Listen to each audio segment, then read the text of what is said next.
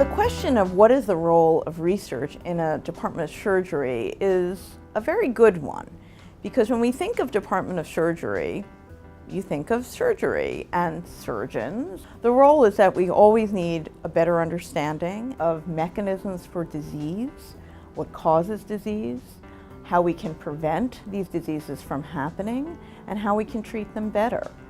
And that is a question that will be in a surgery department. In order to move forward, you need to do research. Sometimes that's research looking at better ways to do that surgery or better devices, so you need to go in animal models. Other times, such as in transplantation, you want to better understand the immune system, which is what's preventing long-term acceptance of a tissue or an organ that's been transplanted. A lot of the drugs that are used to suppress the immune system all derive from basic research. Innovation is important to moving all procedural or all medical fields forward, and that has always been true in surgery. So we have a great interest in translating developments in the laboratory into patients, particularly when they're somehow procedurally relevant.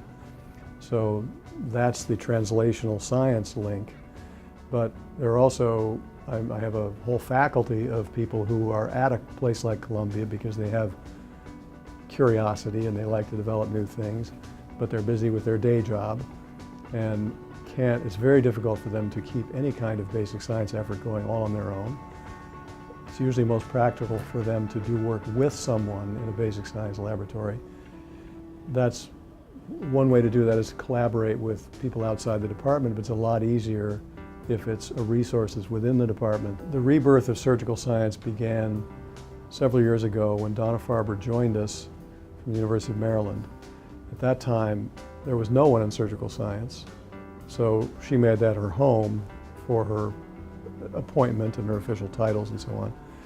But her work was focused entirely in the CCTI, where her very pioneering transplant immunology was being applied every day.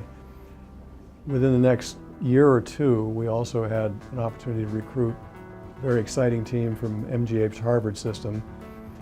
David Sachs, who is in many respects the godfather of xenotransplantation today, and a man who'd worked with him for many years, Kaz Yamada, who was a well-known transplant xenosurgeon in the Harvard system. We had a big step forward about a year and a half, 2 years ago, when we recruited Nigel Bunnett. His studies in the basic mechanisms of pain receptors in gut, and so on, very quickly connect to things we have to do every day in surgery. He came back to join the surgical science group, in fact became the vice chair of research for the department. And then Shidu Yan from Kansas, who is a tenured professor at Kansas, now coming back here with 5 or 6 R01s, and Giovanni Ferrari from the University of Pennsylvania, who was a younger scientist focused on aortic disease. So it's suddenly gone from being an empty vessel to brimming with some very talented people with a lot of funding.